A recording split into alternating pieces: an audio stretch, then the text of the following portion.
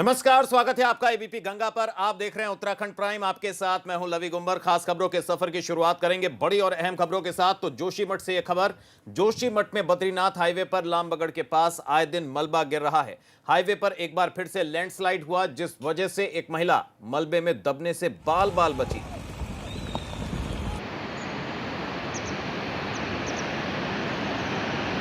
उस लैंडस्लाइड की तस्वीरें बद्रीनाथ मार्ग पर हैं। लामबगड़ पर आए दिन मलबा गिरता है और जोशीमठ से एक बार फिर से इस तरह की तस्वीरें सामने आई हैं, जहां एक लैंडस्लाइड में महिला दबने से बाल बाल बची। तो मलबा गिरा, किस तरह से गिरा उसकी तस्वीरें आप देख सकते हैं। बद्रीनाथ मार्ग पर यह मलबा गिरा और इस हादसे का शिकार होने से एक महिला बाल बाल बच गई।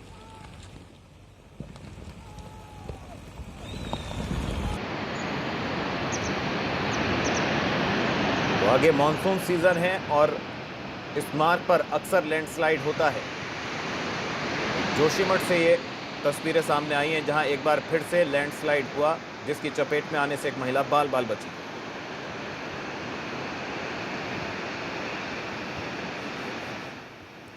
रुक करेंगे बड़ी खबर का। इस वक्त की बड़ी खबर, हवाई सेवा से आने वाले प्रवासियों को राहत दी गई है प्रदेश सरकार को हाईकोर्ट का आदेश। इस वक्त की बड़ी खबर, प्रवासियों को जबरन पेड क्वारंटीन नहीं किया जाए, हाईकोर्ट का निर्देश। इस वक्त की बड़ी खबर, तो लोगों की सहमति से लिया जाए फैसला, हाईकोर्ट ने कहा। इस वक्त की बड़ी खबर, तो प्रवासियों को लेकर यह बड़ी खबर आ रही है। जबरन पेड क्वारंटीन नहीं किया जाए, हाईकोर्ट ने यह निर्देश दिए हैं सरकार को। हवाई सेवा से आने वाले प्रवासियों को राहत दी है कोर्ट ने।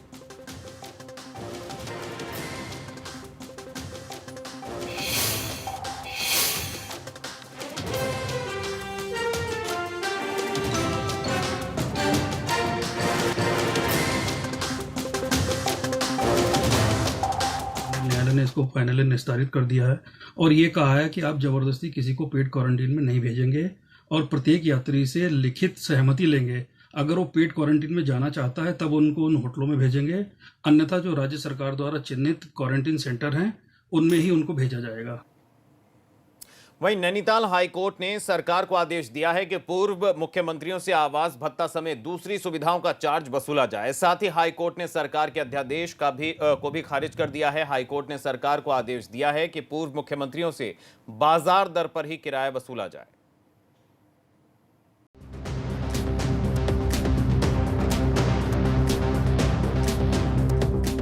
उत्तराखंड हाईकोर्ट से प्रदेश सरकार को करारा झटका लगा है। हाईकोर्ट ने पूर्व मुख्यमंत्रियों को सुविधा देने वाले एक्ट को असंवैधानिक घोषित कर दिया है।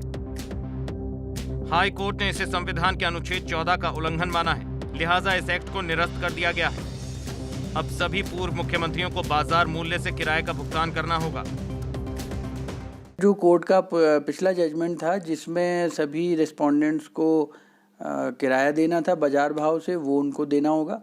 और उसके अलावा जो हमने एक 15-16 करोड़ रुपए लगभग एक हमारा एलिगेशन था कि किराए के अलावा भी खर्च हुआ है, तो उसको भी स्टेट गवर्नमेंट को कैलकुलेट करना है और उसको 6 महीने के अंदर सभी रिस्पोंडेंट से रिकवर करना है। हाई कोर्ट ने यह भी कहा कि पूर्व मुख्यमंत्रियों के रूप में उन्हें दी गई बाकी सभी सुविधाओं के लिए खर्च की गई रकम को वसूलना भी प्रदेश सरकार की जिम्मेदारी है। पूर्व मुख्यमंत्रियों को अब सरकार का 2 करोड़ 84 लाख रुपए किराया देना है, जिसमें से पूर्व मुख्यमंत्री रमेश पोखरियाल निशंक पर 40,95,000, भुवन चंद्र खंडूरी पर 46,59,000, विजय बहुगुणा पर 37,50,000, भगत सिंह कोश्यारी पर 47,57,000 और दिवंगत पूर्व सीएम एनडी तिवारी पर सबसे ज्यादा 1 करोड़ के आसपास की उधारी है। गवर्नमेंट के ऊपर छोड़ दिया था, क्योंकि उनको हमारे पास कोई उनके वारिस थे नहीं, तो स्टेट गवर्नमेंट के ऊपर कोर्ट ने छोड़ा है कि वो किस तरीके से उससे लेंगे। उनकी कोई प्रॉपर्टी, कोई वारिस उनका है, तो वो state government in the interest of public money they can proceed. But court के सामने टेक्निकल प्रॉब्लम थी, क्योंकि कोई वायरस नहीं था, तो इसलिए कोई ऑर्डर उनके लिए नहीं हुआ। हाई कोर्ट ने मामले में सुनवाई के बाद 23 मार्च 2020 को फैसला सुरक्षित रख लिया था। इस मामले में हाई कोर्ट में एक जनहित याचिका दायर कर राज्य सरकार के ऑर्डिनेंस को चुनौती दी गई थी, मगर हाई कोर्ट ने उस ऑर्डिनेंस को खारिज कर दिया। अब ये सरकार को तय करना है कि पूर्व मुख्यमंत्रियों से इस रकम को किस तरह से वसूलना है। नैनीताल से कमल जगाती की रिपोर्ट, एबीपी गंगा। तो पूर्व मुख्यमंत्रियों के भत्ते पर कांग्रेस चुटकी ले रही है। कांग्रेस का कहना है कि जब ये सभी नेता संपन्न हैं तो फिर इन्हें किराया देने में क्या कंजूसी है। किस लिए लड़ रहे हो भैया? चार्टेड प्लेन लेकर के आते हो, रोज आना, महीने में साल में जो तुम्हारे ऊपर खर्चे होते हैं, अपना किराया आप नहीं दे पा रहे हो, जहाज़ों में घूम रहे हो, बड़े बड़े 5 सितारा होटलों में रह रहे हो, कोई गवर्नर है, कोई बहुत बड़ा लैंडलॉर्ड है, इतने बड़े बड़े लोग, इतने पैसे वाले लोग, कोई गरीब आदमी होता, फटीचर आदमी होता, बैलगाड़ी में चल रहा होता, ई रिक्शा में चल रहा होता, तो हम कहते चलिए माफ कर दीजिए भाई, बहुत सादगी वाले हैं। वहीं कोरोना महामारी के दौरान एक तरफ सरकार सोशल डिस्टेंसिंग का पालन कराने की नसीहत दे रही है, तो वहीं भाजपा प्रदेश अध्यक्ष बंशीधर भगत खुद ही सोशल डिस्टेंसिंग की धज्जियां उड़ाते नजर आए। मामला रामनगर के काला डूंगी का है। दरअसल चूना खान में गांव में एक बच्ची को गुलदार ने निवाला बना लिया था और इसी को लेकर भाजपा अध्यक्ष बंशीधर भगत ग्रामीणों से मिलने के लिए पहुंचे थे, मगर प्रदेश अध्यक्ष के सामने ही सोशल डिस्टेंसिंग का जमकर उल्लंघन हुआ। इस दौरान ग्रामीणों के साथ भाजपा अध्यक्ष बंशीधर भगत की नोकझोंक भी हुई। ग्रामीणों की मांग थी कि गांव में सोलर लाइट लगवाई जाए ताकि गांव में उजाला रह सके। इसी बात पर भाजपा अध्यक्ष नाराज हो गए और उनके ग्रामीणों के साथ नोकझोंक होने लगी। बंशीधर भगत ने सतपाल महाराज से भी सीख नहीं ली।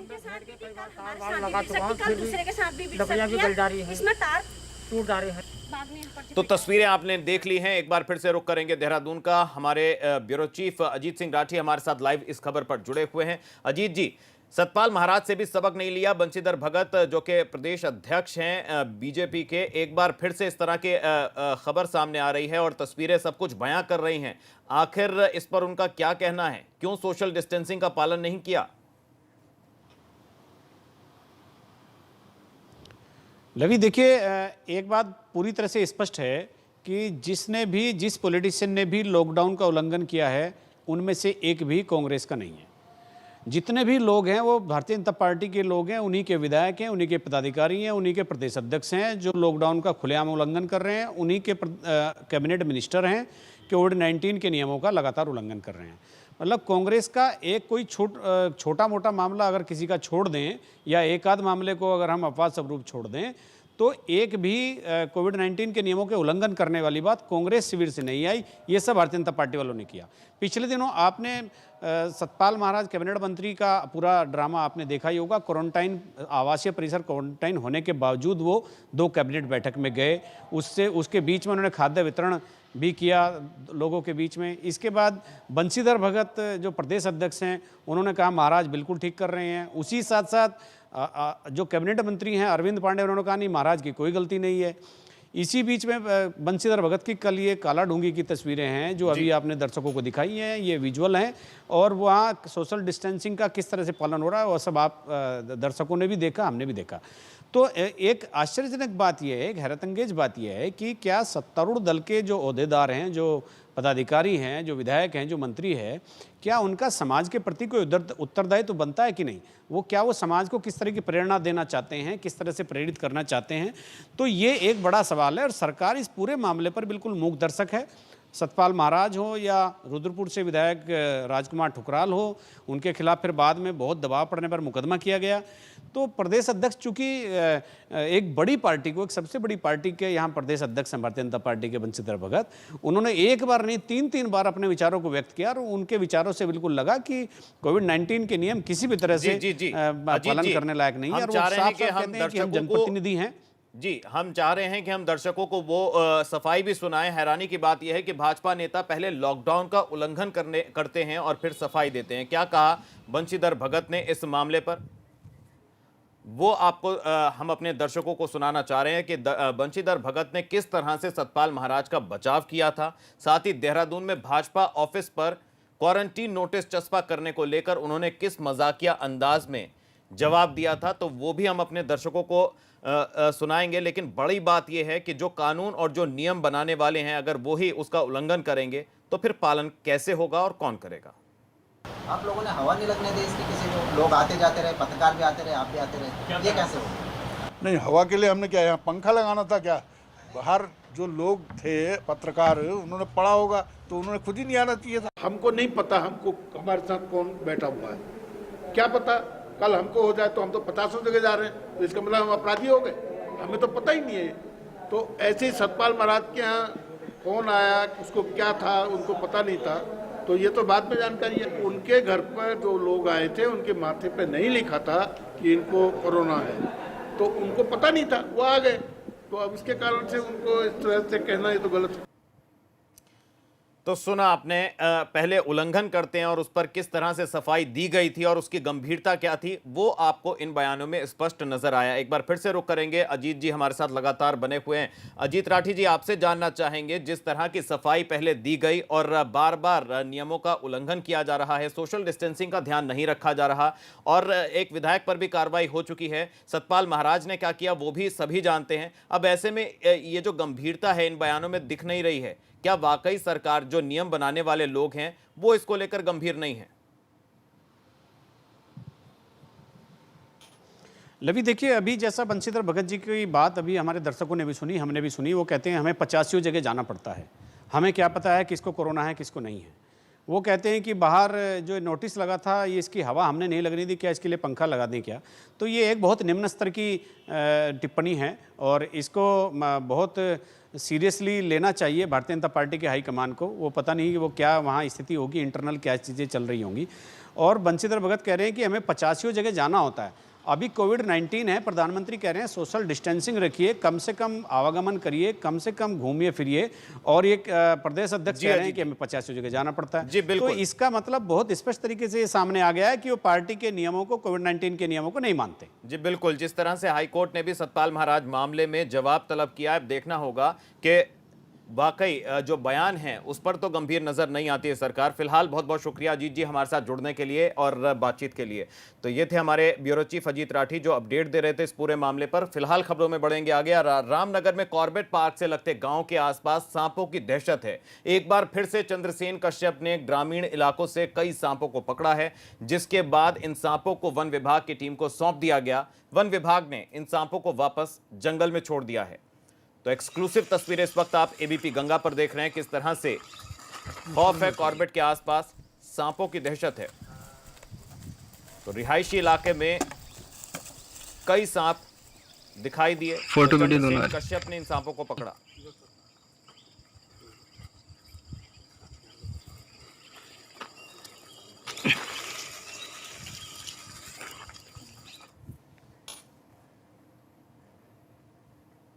वहीं उत्तराखंड में चार धाम यात्रा को लेकर तीर्थ पुरोहितों और देवस्थानम बोर्ड के बीच ही विवाद हो गया है। तीर्थ पुरोहित चाहते हैं कि कोरोना महामारी के बीच यात्रा शुरू करना ठीक नहीं है।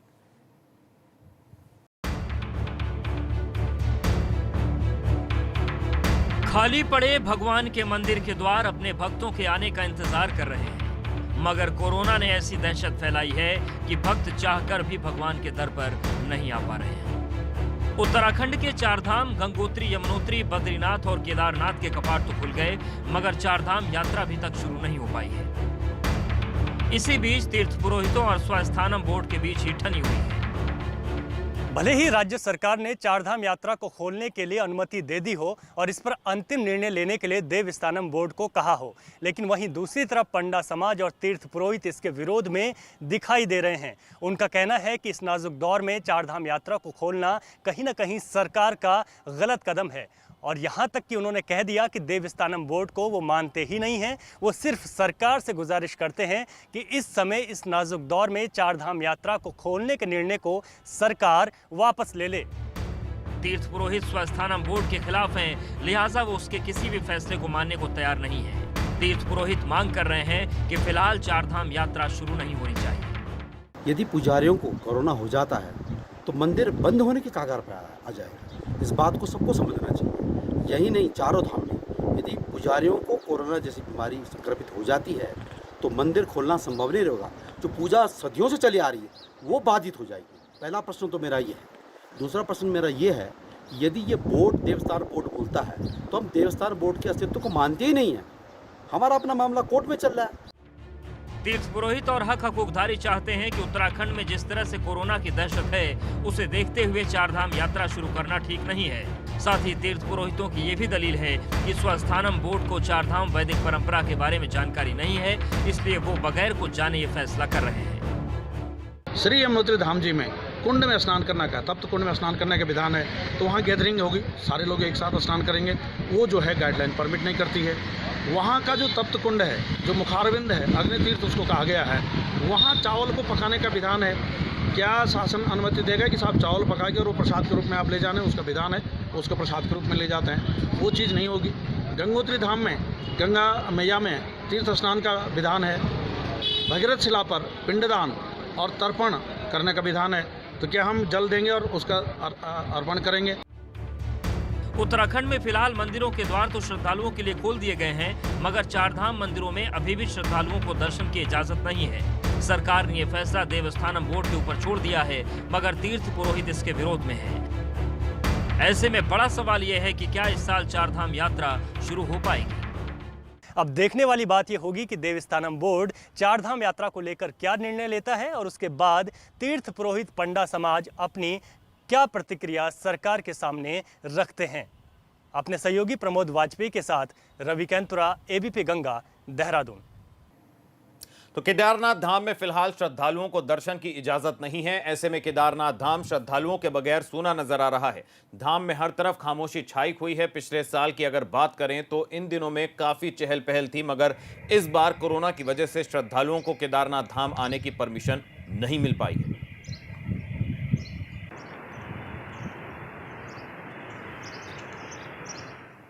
उधर टिहरी जिले में कोरोना के मामले तेजी से बढ़ रहे हैं। 24 घंटे के भीतर कोरोना के 68 नए मामले सामने आए हैं। इनमें वो लोग शामिल हैं जो महाराष्ट्र से वापस लौटे थे। डीएम आपदा कंट्रोल रूम से पूरे जिले की मॉनिटरिंग कर रहे हैं। नए कोरोना पॉजिटिव लोगों की कॉन्टैक्ट हिस्ट्री निकाली जा रही है। ऐसा नहीं आएंगे।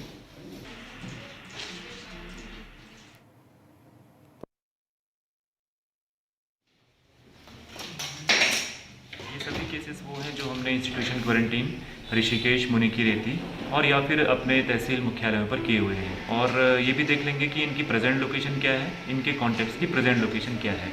लेकिन अभी तक हम लोग की राहत की बात है कि ये सभी लोग इंस्टीट्यूशन में हैं और जितने लोग पॉजिटिव आए हैं इन सबको हम लोग अपने कोविड केयर सेंटर में ट्रांसफ़र कर रहे हैं।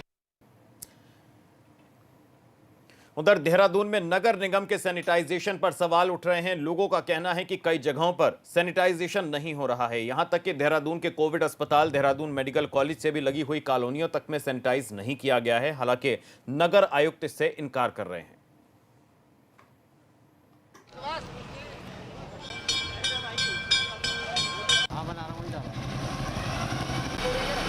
तो निगम पर लोगों ने सवाल उठाए हैं, निगम पर अनदेखी का आरोप लगाया। प्रशासन का कहना है कि ऐसा नहीं है, लेकिन लोगों का कहना है कि कोविड अस्पताल के पास की कॉलोनियों में भी सैनिटाइजेशन पर्याप्त मात्रा में नहीं किया जा रहा है, जिससे संक्रमण का खतरा बना हुआ है।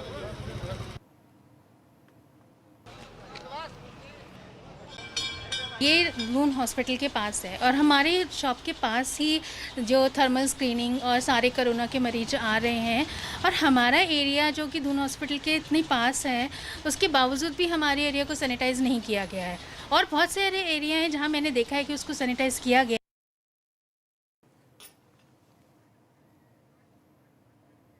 काशीपुर में सैनिटाइजेशन करते समय बड़ी लापरवाही बढ़ती जा रही है। आलम यह है कि राहगीरों तक के ऊपर स्प्रे कर दिया जा रहा है, साथ ही सब्जियों पर भी छिड़काव किया जा रहा है। हैरानी हो रही है कि मेयर इस बात से इनकार कर रही हैं, साथ ही उन्होंने कार्रवाई का भी भरोसा दिया है। किस तरह से सैनिटाइजेशन किया जा रहा है उसकी बानगी इन तस्वीरों में साफ नजर आ रही है। लोगों का कहना है कि छिड़काव लोगों के ऊपर तक किया जा रहा है, सब्जियों तक पर छिड़काव किया जा रहा है। नगर निगम से निर्देश उनको दिए गए हैं, वो यही निर्देश दिए गए हैं कि सड़क पर दोनों तरफ यदि गाड़ी में चलते हैं तो सड़क पर उसको डाला जाए, सब्जियों या ठेलों पर या किसी विशेष व्यक्ति या व्यक्तियों पर न डाला जाए।